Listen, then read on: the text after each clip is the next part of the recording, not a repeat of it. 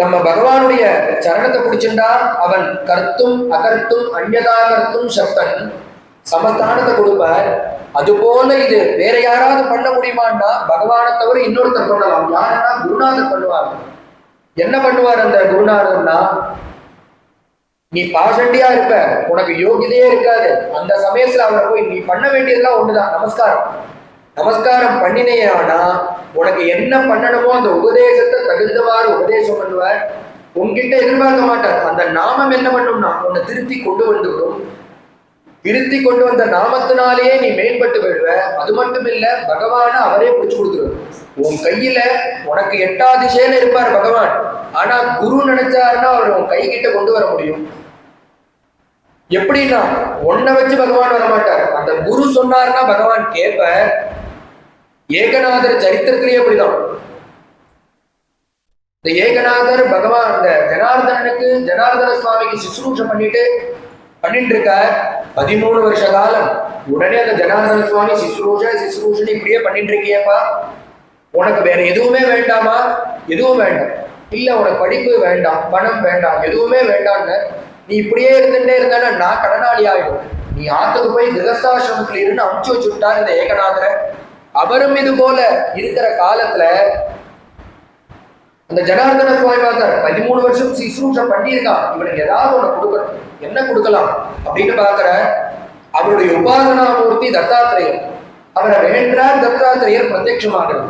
உடனே அந்த தத்தாத்திரேய சுவாமியை பார்த்து கேட்கிறார், 13 வருஷ காலமா அந்த குழந்தை எங்கிட்டே இருக்கான், எது கேட்டாலும் வேண்டாம் வேண்டாம் வேண்டாம். படிப்பு வேணுமா வேண்டாம், பணம் வேணுமா வேண்டாம், என்ன வேணும்னா எனக்கு எப்பொழுதும் உங்களுடைய சேவனா, குருமாதா குருபிதா குரு அமுச்சி குல தெய்வதா காயவாச்சா ஆணிமன, எனக்கு வேற எதுவுமே வேண்டாம், உங்களுடைய சேவை மட்டுமே போறன்னு இருக்கானே, இவனுக்கு நான் என்ன ஈடுகட்ட முடியும்? அதனால என்கிட்ட உள்ள மிகப்பெரிய சொத்துங்கிறது நீதான். உன்னை நான் சாட்சாத்காரம் பண்ணி வச்சிருக்கேன் தத்தாத்திரேயா. நீங்க என்ன பண்ணணும்னா அவனுக்கு காட்சி கொடுக்கணும். ஏன்னா இத்தனை படிக்கிறது அவரை காணதானே, அவரையே காண்பிச்சு கொடுத்துட்டா. உடனே அவர் போறார். தத்தாத்திரேயர் அவரு காவடி எடுத்துட்டு தீர்த்தம் எடுக்க போயிருக்காரு. போயிட்டு வர அந்த தத்தாத்திரேய சுவாமி வர வழியில நிக்கிறார். அந்த ஏகநாதர் தீர்த்தம் எடுத்துட்டு வர வழியில பார்த்தா மரத்தடியில தத்தாத்திரேய சுவாமி இருக்கிறார். ஹே ஏகநாதா ஏகநாதான்னு கூப்பிடுற. இவர் பார்த்தார். பார்த்துட்டு நடைய கட்டுற.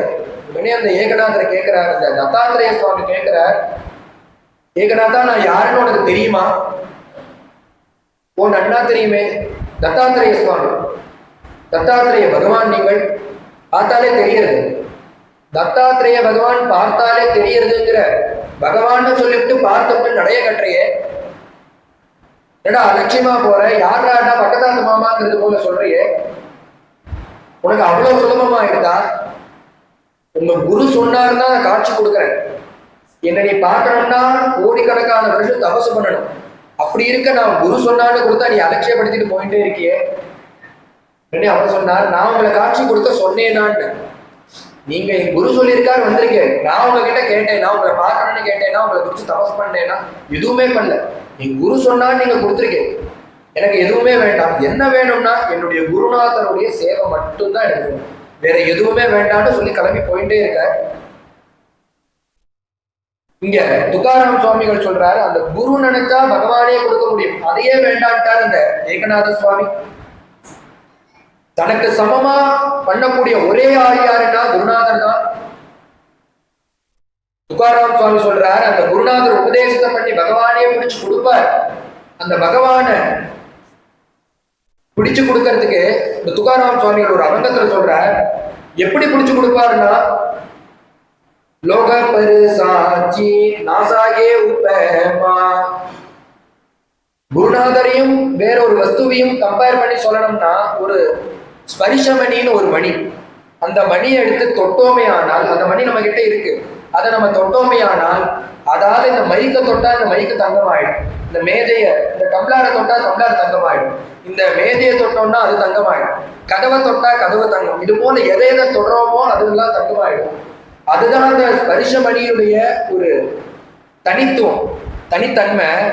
அந்த ஸ்பரிசமணியையும் நம்ம குருநாதரையும் சமமா சொல்லலாமா அப்படின்னா துக்காராம் சுவாமிகள் சொல்லவே முடியாதுன்னு. ஏன் முடியாது அப்படின்னா, இந்த ஸ்பரிசமணியினால ஒரு வஸ்துவை தொட்டா அது தங்கமாகவே தவிர அந்த வஸ்துவை வச்சு இன்னொன்ன தொட்டா அது தங்கமாகாது. குருநாதர் எப்படின்னா, உலகத்திருந்த என்னை உத்தமனாக்கி வைத்தான்னு நம்ம சுத்தின்னு இருக்கோம். நம்மளை கூப்பிட்டு உபதேசம் பண்ணி பகவானி நம்ம கையில முடிச்சு கொடுத்துடுவார். ஆனா நம்ம கிட்ட 100 சிஷ்யால உருவாக்கக்கூடியதான ஒரு தன்மையை கொடுப்பார். அதுதான் இந்த குருநாதருடைய மகிமை. இது அந்த ஸ்பரிசமணி கிடையாது. அதனாலேயே 100 இல்ல 1,00,000 ஸ்பரிசமணி ஆனாலும் இந்த குருநாதருடைய கிருபைக்கு ஈடாகாதுங்கிற லோக பரிசாட்சி நாசாகே உப்பமான். அப்பேற்பட்டதான சமமான அந்தஸ்தை கொடுக்கக்கூடியவர் பகவான். மற்றொன்று குருநாதர். அந்த இத துக்காராம் சுவாமிகள் சொல்றார். கர்த்தும் அகர்த்தும் அந்யதா கர்த்தும் சக்தன் யாருன்னா பகவான் மட்டும்தான். அப்படி சுக்ரீவனுக்கு சமமான ஸ்தானத்தை கொடுக்கிறார் பகவான்.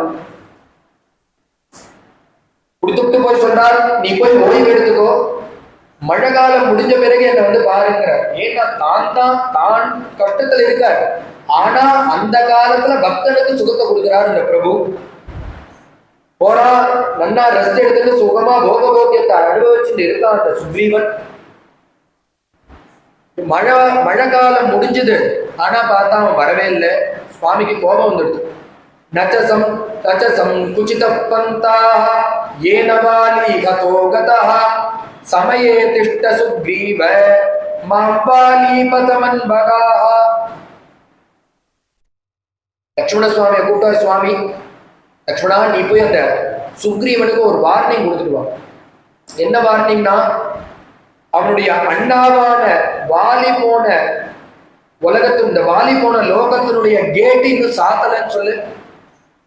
வாலிபத மண்பகா, அந்த கதவு இன்னும் திறந்துதான் இருக்கு. அதனால அவனை ஜாகிரதையா இருக்க சொல்லு. அது மட்டும் இல்ல, எந்த வாலிங்கிறதையும் நினைவுபடுத்திக்க சொல்லு. ஏக ஏவ ரணேவாலி ஷரேன நிகதோ மயா. என்னால ஒரு பானத்தினால ஒரே அடியில கீழே தள்ளப்பட்டதான வாலி அப்படின்னு சுவாமி நினைவு கூட்டுங்கிற. ஏன்னா வாலி நின்னான்னா எய்தாப்புல இருக்கிறவாளோட பராக்கிரமம் முழுக்க போயிடும். அப்பேற்பட்ட அந்த வாலி, ராவணன் பயப்படக்கூடிய வாலி. வால்மீகி சொல்றாரு, அந்த வாலி மறைஞ்ச உடனே இந்த லோகத்துல வீரனே இல்லைங்கிறது போல ஆயிடுத்துங்கிற. அந்த வாலிய இந்த ராமர் ஒரே ஒரு பானத்தினால அடிச்சு கீழே தருனால் அந்த ராமன் நினைவுபடுத்துறாங்க. ஏக ஏவ ரணேவாலி. உடனே அந்த லக்ஷ்மண சுவாமி சரின்னா, அவர் ஏற்கனவே ஒரு மேல ஒரு காப்புல இருக்கார். கிளம்பி உடனே கிளம்பி போய் வாரி திட்டத்தில் லக்ஷ்மணா அங்க போய் நின்றுட்டு, ஏஷ ராமானுஜம் பிராப்தா, ராமனுடைய தம்பி வந்திருக்கேங்கிற. ஒரு பக்கத்துல போனா அந்த குரங்குகள்லாம் உள்ள அனுமதி கொடுக்க மாட்டேங்குது. இங்க ராஜா காரியமா இருக்கா, உள்ள யாரும் அனுமதி கிடையாதுங்கிறது. உடனே சுவாமி அந்த வில்லுல இருந்து ஒரு டங்காரத்தை பண்ணார். எல்லாம் பயந்து தெரிச்சுட்டு ஓடி போயிடுது. ஓடி போய் உள்ள சொல்றது, இந்த லக்ஷ்மண சுவாமி வந்திருக்காருன்னு சொல்ல. ஏஷ ராமானுஜ பிராப்த, ராமனுடைய தம்பி வந்திருக்கேன்னு சொல்லு. என்ன அர்த்தம்னா, அந்த அண்ணாவான வாலிய வதம் பண்ணது ராமர். தம்பியான சுக்ரீவனை வதம் பண்றதுக்காக இந்த லக்ஷ்மணன் வந்திருக்கேன் அப்படிங்கிறத சொல்லும்படியான ஒரு அர்த்தத்தில் சொல்ற. உடனே அங்கதன் கிளம்பி வரோம். வந்து என்னன்னு கேட்க, நீங்க யாரில்ல, உங்களை சுக்ரீவனை பார்க்கணும், பொண்ணை பார்க்க மீறிவிட்டாவ அவனை பார்க்கணும்னு சொல்ல. உள்ள போய் அங்கதன் சொன்னான். உடனே சுக்ரீவன் பார்த்தா அவன் நல்லா குடிச்சுட்டு ஒரு போதத்துல இருந்துருக்கான். வரத்துக்கு பயமா இருக்கு. லக்ஷ்மண சுவாமியுடைய பராக்கிரமம் தெரியும், பண்ணது தப்புங்கிறதும் தெரியாது. வெளியில வர பயந்துண்டு தான் போனா வதம் பண்ணி விடுவோம். அதனால பார்த்தா அங்க இருக்கக்கூடிய தாரையை கொண்டு நீ போயிட்டு வாங்க. ஏன்னா பொம்ம நாட்டிகளை பார்த்தா நகிஸ்திரீஷு மகாத்மானஹா கொச்சித் குர்வந்தி தாருணம், கோபத்தை காமிக்க மாட்டா, அவளை திட்ட மாட்டா. அதனால நீ போய் சமாதானப்படுத்து, பின்பு நான் வரேன்னா. எப்படி வந்தான்னா தார கதை சொல்ற வால்மீகி அவர் இன்னமா வந்தான்னு சொல்லி முழுக்க வர்ணிக்கிறார், பச்சை பச்சையா வர்ணிக்கிறார். ஏன்னா அப்பதான் அந்த லக்ஷ்மண சுவாமியுடைய வைராக்கியத்து எப்பேற்பட்டவர் எப்படி வந்தா அதை எதுவுமே கண்டுக்காதபடிக்கு ஒருத்தர் இருக்கணும்னா அவனுக்கு எப்பேற்பட்டதான வைராக்கியம் இருக்கும். அப்படி பிரஸ்கலந்தி மதவிக்வலாட்டி நல்லா முழுக்க குடிச்சுட்டு வஸ்திரம் நழுவுறது தெரியாதபடிக்கு ஒரு பொம்மநாட்டி வந்து நிற்கிறான். அதுவும் ஏனதானு இருக்கிற பொம்மநாட்டி இல்ல, சா லட்சணாங்கிற அவ்வளோ அழகா இருப்பாளாம் தார. பார்த்தா எல்லாரும் சொக்கி போடக்கூடியதான ஒரு ரூபம். சா லட்சணா யாருக்கு முன்னாடி வந்தான்னா லக்ஷ்மண சன்னிதானம். இந்த லட்சுமண சுவாமியுடைய சன்னிதானத்துக்கு வந்து நிற்கிறார். சுவாமி பார்த்தார், ரூபவதியா இருக்கா அவளை பார்த்த உடனே என்னன்னா தலையை குடிஞ்சிருக்காரா லட்சுமண சுவாமி. அவருடைய ரூபத்தையே கண்ணால ஒரு தடவை கூட பார்க்கல, அப்படியே தலையை குடிஞ்சிட்டு காலை மட்டும் பார்த்துட்டு இருக்கார். அவ வந்தா முகத்தை இந்த பக்கம் காமிக்கிறா, இந்த பக்கம் திருப்பினா இந்த பக்கம் காமிக்கிறா, 3 பக்கம் திருப்பிக்கிறா, முகத்தை திருப்பி அவருடைய முகத்தையே பார்க்கல, காலுக்கு மேல பார்க்கவே இல்லையா. உடனே கதை சொல்ற இந்த வால்மீகி சொல்றார், தஸ்தா உதாசீன தையா மகாத்மாங்கிற உதாசீனப்படுத்தினார். அந்த காரியத்தை விளக்கினார். யாருன்னா மகாத்மாங்கிற. அப்படி இருக்க முடியுமா? ஒரு யுவதி, அதுவும் ரூபவதியா ஒருத்தி வந்து நின்னா ஹான்னு வாய பொழுதுன்னு எல்லாரும் பார்த்து விடுவா. அப்படி இருக்கிற அந்த கட்டத்துல ஆனா இவர் எல்லாத்தையும் ஒதுக்கிட்டு வைராக்கியத்தோட தலையை குடிஞ்சுக்கிறார். உடனே அவன் சமாதானப்படுத்துறான். கிம் கோபமூலம் மனுஜேந்திர புத்ரா கஸ்தேன சம்திஷ்டதி வாங் நிதேஷே. லட்சுமணா, நீ ஒண்ணு புரிஞ்சுக்கணும், நாங்க உங்களுக்கு அபராதத்தை விளைவிப்போமா? நீங்க எந்த நிலையில இருக்கேன்னு எனக்கு நன்னாவே தெரியும். தேவிய பிரிஞ்சு தத்தாளா இருக்கேன்னு தெரியும், தேவிய தேடுறதுக்கு சகாயம் பண்றேன்னு வாக்கு கொடுத்துருக்காங்கிறதும் தெரியும். அப்படி இருந்துட்டு நாங்க அதை மறந்து தவறு செய்வோமா? அப்படி செஞ்சா அது எதற்கு சமானம்னா, விறகில்லன்னு ஒருத்தர் காட்டுது எதிர காலத்துல விறகெடுக்க போனான்னா அவனும் சேர்ந்து அதுல சாம்பல் ஆயிடுவான். அது போல நான் உங்களுடைய பிரபாவம் தெரியும், நீங்க எந்த நிலையில இருக்குங்கிறது தெரியும்.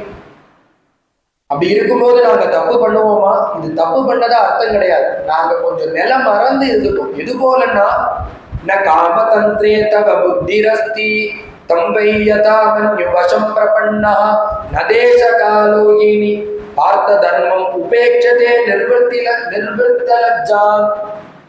முதல்ல ஒண்ணு தெரிஞ்சுக்கோ லக்ஷ்மணா, நீ என்ன எப்படி இருக்கன்னா, காமத்தை ஜெயிச்சுட்ட, கோபத்துல தணிக்கிற, கோபத்தை வச்சுட்டு அவஸ்தப்படுற. உள்ள ஒருத்தன் இருக்கானே சுக்ரீவன், அவன் காமத்தை ஜெயிக்கல, ஆனா கோபத்தை ஜெயிச்சு விட்டான். 2 பேருக்கு இதுதான் வித்தியாசம். நீ ஏன் காமத்தை ஜெயிச்சேன்னு நான் சொல்றேன்னா, நான் வந்து நிக்கிறேன், நீ தலையை குடிஞ்சு நிக்கிற பாத்தியா, இதுல இருந்தே நீ காமத்தை ஜெயிச்சு விட்டேங்கிறது தெரியுது. அதுக்கு வேற உதாரணம் வேண்டாம். அது மட்டும் இல்ல, நீ காமத்தை ஜெயிச்சுட்டேங்கிறதுனால அது சுலபம் நினைக்காத, லோகத்தை வச்சு பார்த்தாதான்டா புரியும். இந்த காமத்துக்கு காலம், தேசம், வியக்தி, தர்மம், அதர்மம், அர்த்தம் எதுவுமே முன்னாடி நிற்காது. காமம் வந்துடுத்துனா இது எல்லாத்தையும் ஒரு மனுஷன் மறந்துடுவான். அதை மறக்கும்படியுமா பண்ணிடும் காமம். காமத்துக்கு பிரபாவம் ஜாஸ்தி. உனக்கு அதை பத்தி தெரியல, அது அவ்வளவு சிரேஷ்டமானது. அதை அனுபவிச்சாதான் அதோடைய ரசம் புரியும். அது மட்டும் இல்ல, இவன் ஏன் இப்படி இருந்தான்ங்கிறத முதல்ல பார்க்கணும். வாழைக்காய்க்கே மண்ணாடின்னு இருந்தான். அந்த சமயத்துல நீ ராஜ்யத்தை கொடுத்த, காய்க்கு மண்ணாதினவனுக்கு ராஜ்யம் கிடைச்சது. அந்த போகபோக்கியத்தை அனுபவிக்கணுங்கிற எண்ணம் காஞ்சி கிடந்தா அதை அனுபவிக்கணுங்கிற ஒரு எண்ணம். அது மட்டும் இல்ல, பக்கத்துல யார் இருக்கான்னா அவனுடைய மனைவி இருக்கா, ரூபவதியான நானும் இருக்கேன், பணமும் இருக்கு, காலமும் இருக்கு, வயசும் இருக்கு. இப்படி இருந்தா யாரும் அனுபவிக்க மாட்டா. அதனால கொஞ்சம் அனுபவிக்க முடியுமா ஆயிடுத்து. சமஸ்வதாவத்து, நீ இதை மன்னிச்சு ஏத்துக்கணும். ஏன் ஏத்துக்கணும்னா, பர்த்தாரம் சுவாமி என்ன சொல்லியிருக்காரு, அக்னி சாட்சியாக இவனுடைய கையை பிடிச்சிருக்காரு. அப்ப என்ன அர்த்தம்னா, உனக்கு உங்களுடைய அண்ணா ராமன் எப்படியோ, லக்ஷ்மணன் எப்படியோ, சத்ருக்னன் எப்படியோ, அதே ஸ்தானம் தான் இந்த சுக்ரீவனும். உன்னுடைய தம்பி ஸ்தானம் ராமன் அப்படித்தானே சொல்லியிருக்காரு. அதனால இவனை தம்பி ஸ்தானத்துல இருக்கக்கூடியவரை நீ வதம் பண்ணக்கூடாது, கோச்சுக்க கூடாது. அது மட்டும் இல்ல, மகர்ஷிகள்லாம் விழுந்த ஒரு இடம் ஒன்று உண்டுன்னா இந்த காமம் தாண்டா. மகர்ஷியா தர்மதபா தர்ம தபோபிகாமாக காமானுகாமாக பரிபிந்து மோகா. எப்பேற்பட்ட ரிஷிகள்லாம் வழுக்கி விழுந்திருக்கா அந்த காமத்துல. ரிஷிகள் வீட்டை விட்டு காட்டை விட்டு வந்து இருந்திருக்கா. அவள் தான் இந்த காமத்துல சரிக்க வேண்டியிருக்கா. அவ எதற்காக வந்தான்னா பகவானை குறிச்சுதான் வந்தா. ஒரு ரம்ப ஒரு ஊர்வசி வந்தா இத்தனையும் அத்தனை பிரயாசையும் வீணாக போயிடும். உடனே என்னன்னா அவளுக்கு பின்னாடி போயிடுவா, அத்தனை வருஷ தபசும் போயிடும். அப்படி இருக்கும்போது ரிஷிகளே விடுறா, நாங்கள்லாம் ஏமாத்துறோம்.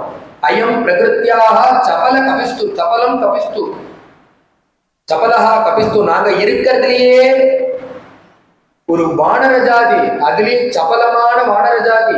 அப்படி இருக்கக்கூடிய எங்களுக்கு சபலம் வருது சகஜம் தானே. ரிஷிகளே வழிக்க விழுந்தாங்கிறா, குரங்கான நாங்கள் வழிக்க விட மாட்டோமா? எங்களை நீங்க மன்னிக்கணும், அந்த சுக்ரீவனை நீங்க மன்னிக்கணும்னு கேட்க, நான் போய் அவனை கூட்டிட்டு வரேன், நீங்க அந்தப்புறத்துக்கு வரணும்னா சுவாமி சொல்லிட்டா நான் எந்த அந்தப்புறத்துக்கு வரதில்லைன்னா. உடனே தார சொன்னா, இப்படி ஒரு வைராக்கியம் இருந்தா நீங்க எந்த புறத்துக்கு வேணா வரலாம், அந்தப்புறம் மட்டும் இல்லை எந்த புறத்துக்கு வேணா வரலாம். நீங்க உள்ள வாங்கன்னு கூட்டிட்டு போய் உட்காந்து வைக்கிறா. உள்ள போய் பார்த்தா என்ன ஸ்திதியில இருக்கா அந்த சுக்ரீவன்னா, உமாது வீரா பரிரப்பியகாடம். இவன் என்ன நினைச்சிருந்தா, நீ போய் சமாதானப்படுத்து, நான் பின்னோட வரேன்னு சொல்றான்னு நினைச்சிட்டு இருக்கா. ஆனா இவளை அனுப்பிச்சுட்டு திருப்பி குடிச்சுட்டு அந்த உமையா கழுத கட்டிட்டு தூக்குறானா அந்த சுக்ரீவன். இவர் மனசுல என்ன நினைப்புனா, இவனை போய் சுவாமி சேர்த்துட்டாரு, இவனை ஆரம்பத்திலேயே கைட்டி விடுங்கோன்னாரு. அதையும் தாண்டி சுவாமி தான் சேர்த்துட்ட. திருப்பி கோவம் வந்துருது. இவ்வளோ நடந்துட்டு இருக்க வெளியில, நீ பாட்டு குடிச்சுட்டு இங்க தூங்கிட்டு இருக்கிய, படுக்கையை விட்டு எழுந்திருக்கல, அப்படியே தூங்கிட்டு இருக்கான். சுவாமிக்கு திருப்பி கோபம் வர, உடனே அந்த தார சொன்னா, திருப்பி நீ உன்னுடைய கோபத்தை காமிக்கிறியே, விஸ்வாமித்ராதிகள்லாம் விழுந்த சரித்திரம் இந்த காமம். அதற்கு உதாரணம் உன்னுடைய வாத்தியா இருக்கிறார். சொல்லும் போதே, கோட் பண்ணும் போதே, நீ யார்கிட்ட குரு உபதேசம் வாங்கிட்டியோ அந்த விஸ்வாமித்ரர் இந்த காமத்துல வழிக்க விழுந்திருக்காருப்பா. அப்பேற்பட்ட காமம் இது உனக்கு வேணா இது சின்னதா இருக்கலாம், லோகத்துல இது பெருசு, அதனால இவனை நீ மன்னிக்கணும்னா. சுவாமி பார்த்தாரு, இவர் ரொம்ப படிச்சவளா பேசுறா, பாயிண்டா பேசுறா, இவள்கிட்ட நம்மளால பேசி ஜெயிக்க முடியாது. இப்ப அடுத்தது பேச்சு கொடுத்தோம்னா நம்ம கிட்ட கை வச்சுடுவாங்க, அடுத்து குருநாதர்கிட்ட வந்துட்டா அடுத்து நம்ம கிட்ட வந்துடுவா. இவள்கிட்ட மேல பேசக்கூடாதுன்னு நிறுத்தினா, சரி ஆகட்டும் அவனை அனுப்புன்னா. உடனே அந்த கோபத்தை விட்டார். அந்த உக்ரிகையில போய் காமிக்கிறான் அந்த சுக்ரீவன். சதுரங்க சைன்யமும் அந்த அந்த சைன்யங்கள்லாம் சித்தமா இருக்கு, எல்லா பக்கமும் அந்த சைன்யங்களை சித்தப்படுத்தி நிறுத்திருக்கான். 2 மாசம் முன்பே தூக்கத்துக்கு நடுப்புல எழுந்து வந்து எல்லாரையும் சித்தப்படுத்திட்டு போயிட்டான். ஆக்கியால பெரிய ஆக்கியம் எதுடான்னா சுக்ரீவ ஆக்கியம். அப்படி ஸ்ட்ரிக்டா இருக்கக்கூடியதான ஒரு நிர்வாகம், அதெல்லாம் சித்தப்படுத்தி விட்டுதான் கொஞ்சம் அலட்சியமா இருந்திருக்கான். காமிக்கிறான். பார்த்தா கண்ணுக்கு எட்டின தூரம் ஜனங்கள் இருக்கா. சுவாமிக்கு ஒரே திருப்தி. உடனே இந்த சுவாமிகிட்ட போய் தெரிவிக்கணும். எப்படி அழைச்சிட்டு போனா அந்த லட்சுமண சுவாமின்னா ரொம்ப பரிபவப்படுத்திட்டான். இப்ப என்ன பண்றான்னா, ஒரு நல்ல பல்லக்கில அந்த அந்த லட்சுமண சுவாமியை உட்காந்து வச்சு சுவாமி முன்னாடி போய் இறக்கினான். சுவாமிக்கு தன்னை தூக்கிட்டு வந்திருந்தா கூட அவ்வளவு சந்தோஷம் இல்லை, பக்தனான அந்த லட்சுமணனை இப்படி தூக்கிட்டு வந்தானோ அதனால அப்படி சந்தோஷப்படுற. காமிக்கிறான், சுவாமிகிட்டையும் காமிக்கிறான். 4 திக்குகளையும் போறதுக்கு உண்டான சைன்யங்கள் சரியா இருக்கு, ரெடியா இருக்கு. அதுலயும் தென் திசைக்கு கொஞ்சம் பலம் கூட. ஏன்னா அந்த ஜடாயுசு வாக்கு தென் திசையில தான் அந்த ராவணன் போனாங்கிறதும், அதை தவிர மற்றொரு வாக்கு என்னன்னா, இவனுடைய சில குரங்குகள் கிட்ட தேவி போட்ட அந்த நகை கிடைச்சிருக்கு, தூக்கி கீழே போடுறா. அந்த குரங்குகள்லாம் என்ன பண்ணிருக்குன்னா, அதை எடுத்து வச்சுட்டு வந்து சுக்ரீவன்ட்ட கொடுத்துருக்கு. இப்ப எல்லா திக்கங்கள்ல இருக்கக்கூடிய குரங்குகளும் இப்ப சுக்ரீவன்ட்ட வந்திருக்கு. அந்த நகைகள்லாம் கொண்டு வந்து சுவாமி இடத்துல கொடுக்குறா. அந்த இங்க சொல்றது வாஸ்தவம் தான், தென்திசை தான். ஏன்னா அங்கேருந்து வந்த அந்த குரங்குகள் தான் தேவியினுடைய ஒரு பக்கத்து, ஜிமிக்கி ஒரு பக்கத்து, தோடு ஒரு பக்கத்து, பழையல் பாதத்துல போட்டிருக்கக்கூடியதான வஸ்துக்களை கொடுக்குறா, கொலுசு முதலிய வஸ்துக்களை அப்படின்னு சொல்லி அதை காமிக்கிறாளா. அந்த சுக்ரீவன் காமிக்கிறான். சுக்ரீவன் சுவாமிகிட்ட காமிக்க, சுவாமி அதை கொண்டு போய் லக்ஷ்மண சுவாமிகிட்ட, ஹே லக்ஷ்மணா இங்க பாடுறான்னு அழுதுண்டே சொல்ற, இது தேவியோடதா அப்படின்னு கேட்கிறாராம். உடனே சுவாமி லக்ஷ்மண சுவாமி கண்ணில் ஜலம் விட்டு அழறார். அண்ணா எனக்கு இந்த வஸ்துக்கள்லாம் யாரோடதுன்னு தெரியாது. நாகம் ஜானாமி கேயூரே, நாகம் ஜானாமி குண்டலே, இந்த குண்டலை யாரோடதுன்னு தெரியாது, இந்த கேயூரம் யாரோடதுன்னு தெரியாது, இந்த வளையல் யாரோடதுன்னு தெரியாது. ஆனா ஒரு வஸ்து மட்டும் இது யாரோடதுன்னு தெரியும், இந்த பாத நூபுரத்துல, இந்த பாதத்துல போட்டக்கூடியதான அந்த கொலுசு இருக்கே, இது அம்மாவோட. அது மட்டும்தான் எனக்கு தெரியும். அது மட்டும் என்னமா தெரியும்னா, அந்த அம்மாவுடைய காலுக்கு மேல நான் இன்னைய வரைக்கும் பார்த்தது இல்லை. அதுவும் ஏன் பார்த்தது தெரியும்னா, நித்தியபடி அந்த அம்மாவுக்கு வந்தனம் பண்ணுவேன். அதனால அந்த ஒரு அணிகலன் மட்டும் எனக்கு தெரியும். இது அம்மாவோதுன்னு சொல்லி லட்சுமண சுவாமி சொல்ற. அப்பேற்பட்டதான பக்தி சுவாமிக்கு. அந்த நகைய அதுல ஒரு சுவாமி அதை கிடைச்ச உடனே மோதிரம் தான் வச்சுட்டு இருக்கார். அந்த அங்குலேகத்தை ஆஞ்சநேய சுவாமி கிட்ட கொடுக்குறார். தென்திசைக்கு போறது அந்த கூட்டத்துல ஆஞ்சநேய சுவாமியை பார்த்து சுவாமி அதை எடுத்து கொடுக்குறார். எத்தனையோ பேர் இருந்தாலும் ஆஞ்சநேய சுவாமி கிட்ட சொல்றேன். இதெல்லாம் பின்னாடி ஆஞ்சநேய சுவாமி சொல்றார், புத்திமானான என் பிரபு என்ன கூப்பிட்டு கொடுத்தாரு இல்லையா. அனேனத்வா ஹரிஸ்ரேஷ்ட சிந்தேன ஜனகாத்மஜா அங்குலீயம் அபிக்ஞானம் ராஜபுத்ரியா பரந்தப. அங்கதன் ஜாம்பவான் முதலிய எல்லாரும் தென்திசைக்கு போக, அவள் இடத்துல ஆஞ்சநேயர் இடத்துல இந்த அங்குலியத்தை கொடுக்க தென்திசைக்கு போறான். 3 திக்குக்கு போன வானரங்கள்லாம் திரும்பி வந்துருது. தென்திசை போன வானரங்கள் திரும்பி வரல. வராதவா ஒரு சமுத்திரக்கரைக்கு போய் முட்டி நின்றுட்டு அந்த தேடுறது அங்க போய் நின்றுடுது. என்ன பண்றதுன்னு தெரியாம ஊருக்கு திரும்பி போக முடியாம அழுதுன்னு இருக்கு அந்த குரங்குகள்லாம். என்ன நினைப்புன்னா, மித்த சுக்ரீவாகிய பலம் போய் அந்த தேவி இல்லைன்னா சிரச்சேதம் பண்ணி விடுவான். தென்திசையில இருக்காங்கிறதையும் சொல்லியாச்சு. இப்போ என்ன பண்றதுன்னே புரியல. உடனே அங்க இருக்கிற குழந்தைகள் எல்லாம் எல்லாருக்கும் என்ன அவையும்னா ராமாயணம் தான் அவையும். நேராங்க உட்கார்ந்துட்டு ராமாயணத்தை பாடணும். இப்படி ஒரு கஷ்டகாலம் நம்மளுக்கு வரணுமா? தசரதன் குழந்தை இல்லாம 60,000 வருஷம் இருந்தானே, அப்படியே இருக்கக்கூடாதா? அப்படியே இருந்தாலும் 3 மனைவிகள் அடைஞ்சு குழந்தை இல்லை, அப்பயும் அந்த புத்திரகாமேஷ்டி பண்ணாம இருக்கக்கூடாதா? புத்திரகாமேஷ்டி பண்ணாலும் அதுல இருந்து பாயசரூபியாக பகவான் வராம இருக்கக்கூடாதா? பகவானே அப்படி வந்தாலும் இந்த கைகேயி வரணம் வாங்காம இருக்கக்கூடாதா? வரணம் வாங்கினாலும் அதை பிடிவாதமா சுவாமி காட்டுக்கு வந்து அதை அடைமுடிச்சுன்னு செய்வேன்னு பண்ணாம இருக்கக்கூடாதா? அப்படியே காட்டுக்கு வந்தாலும் பேசாம இந்த பஞ்சவடியோட திரும்பி போயிடக்கூடாதா? அப்படியே வந்தாலும் பிரபு பஞ்சவடியில மட்டும் இருந்தது மட்டும் இல்லாதபடிக்கு சூர்பனகே விரூபகரணம் பண்ணாம இருக்கக்கூடாதா? அப்படியே விரூபகரணம் பண்ணாலும் அவ போய் ராவணன் சொல்லாம இருக்கக்கூடாதா? அதே ராவணன் சபதத்தை எடுத்துட்டு வந்து தேவியை தூக்கிட்டு போகாம இருக்கக்கூடாதா? அந்த ராவணன் தென்திசைக்கு தூக்கிட்டு போயிட்டான். அந்த ராஜாவை அந்த தேவியை தேடின்னு தத்தனாக ஒவ்வொரு ஊராக வந்த அந்த பிரபு நம்ம ஊருக்கு ஏண்டா வந்தா அங்க வராம இருக்கக்கூடாதா?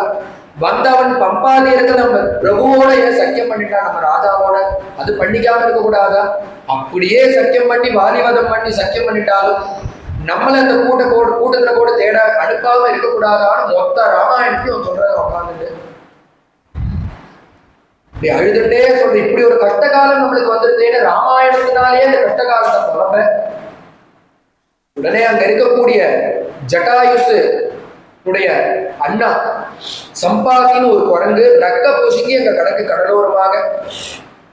உடனே அந்த ஜட்டாயுசுக்கு ரக்க முளைச்சுதான். எதனாலன்னா ராமாயணத்தினால ரக்க முளைஞ்சது.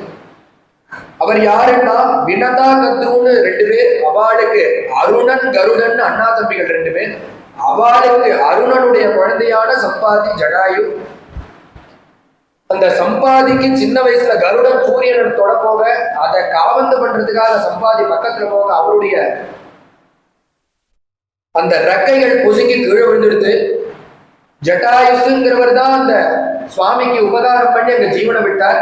இந்த கதையை உட்பட அவன் சொல்லிவிட்டான். இந்த ஜட்டாயுசு தான் நம்ம சுவாமிக்கு தேவிய தென்திசையில இருக்கிறதுன்னு சொல்லியிருக்கேன். அந்த ஜட்டாயுசு அன்னைக்கு சொல்லாம இருக்கக்கூடாதான்னு இதுவும் அந்த கதையில வந்தது.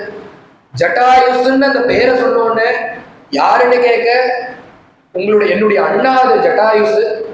என்ன சொல்றேன்னு இந்த முழு ராமாயணத்தை கேட்டோன்னு ரெக்க முளைச்சுது.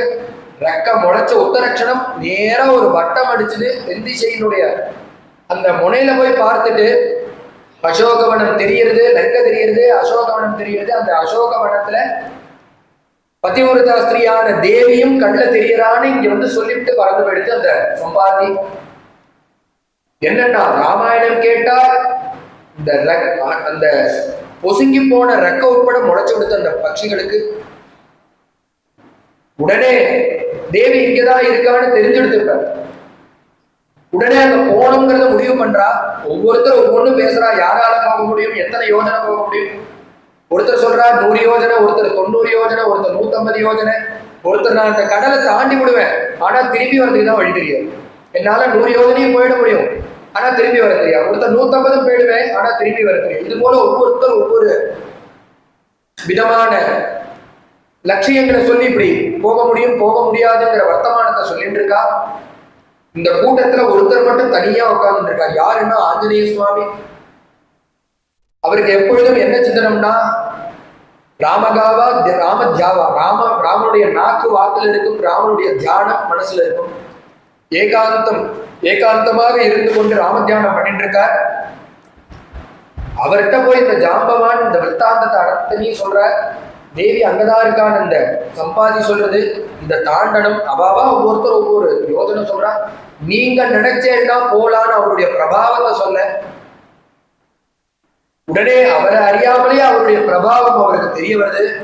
உடனே நான் போறேன்னு கிளம்பினார் ஆஞ்சநேய சுவாமி. முதல்ல எதுன்னா போறது, அப்புறம் மனசுனால முன்பு போறார். ச வேகவான் வேக சமாஹிதாத்மா ஹரிப்ரவீரா பரவீரஹந்தா மனசமாதாய மகானுபாவா ஜகாமலங்கா மனசா மனஸ்வி. சரீரத்தினால பிறகு போறார். இப்ப மனசுனால பூர்வமாசாத்தியன்னு மனசுனால முன்னாடியே லங்கைக்கு போய் தேவியை பார்க்க கிளம்பி விட்டார். அப்படிங்கிறது பரியந்தமான புண்ணியமான சரித்திரம். இன்னைக்கு மேல நாளைக்கு லோகத்துக்கே மங்களத்தை கொடுக்கக்கூடிய, தேவிக்கே மங்களத்தை கொடுத்த, ராமருக்கே மங்களத்தை கொடுத்ததான சுந்தரகாண்டம்ங்கிற புண்ணியமான சரித்திரம் நாளைக்கு. கோபிகா ஜீவன ஸ்மரணம், ஜானகி காந்த ஸ்மரணம், சத்குருநாத் மகாராஜ் கி, ஆஞ்சநேய மூர்த்தி கி.